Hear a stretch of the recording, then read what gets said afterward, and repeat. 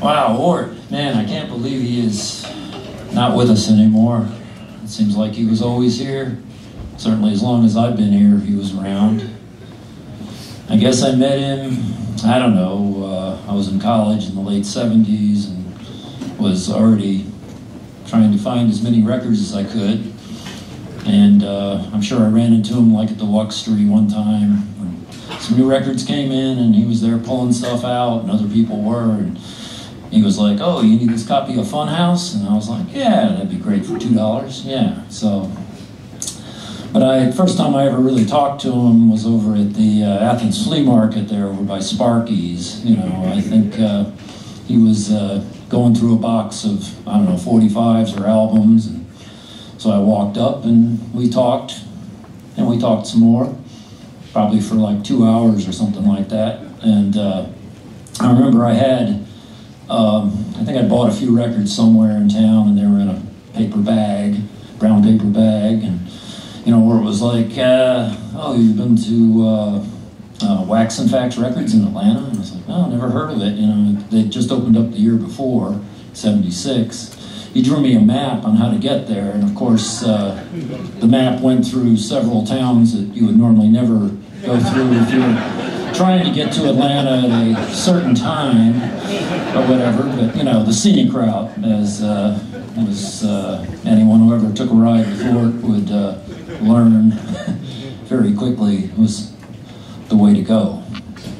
So, I don't know, just, you know, and I can remember, you know, being in college in the late 70s when we got to know each other pretty well. We just made trips to Atlanta and just wander around and hit thrift stores and eat at the Majestic and, of course, go to Wax and Facts and just wander around and, I don't know, visit some, remember there was this DJ from Atlanta that he knew from the 60s, T-Bird as he called him.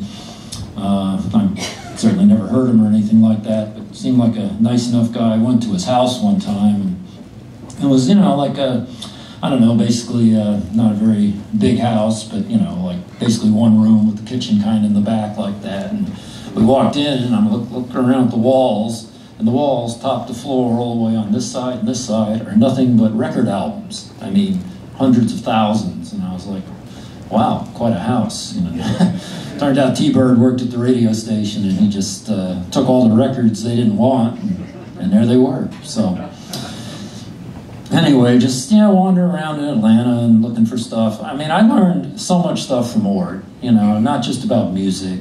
I mean, just things about life, too. I mean, I was always kind of a quiet and shy person.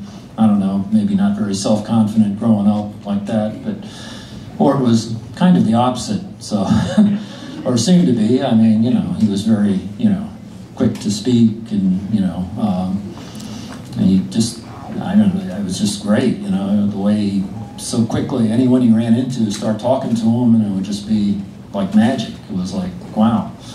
So I think I learned a little something about that from him, and also learned, you know, certainly a lot about music. And, you know, and always listen to both sides of a 45, you find, because the B-side might be really great. And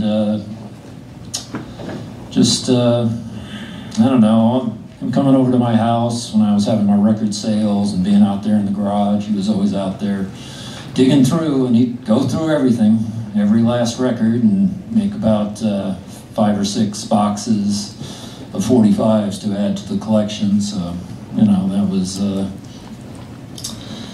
you know, just always fun.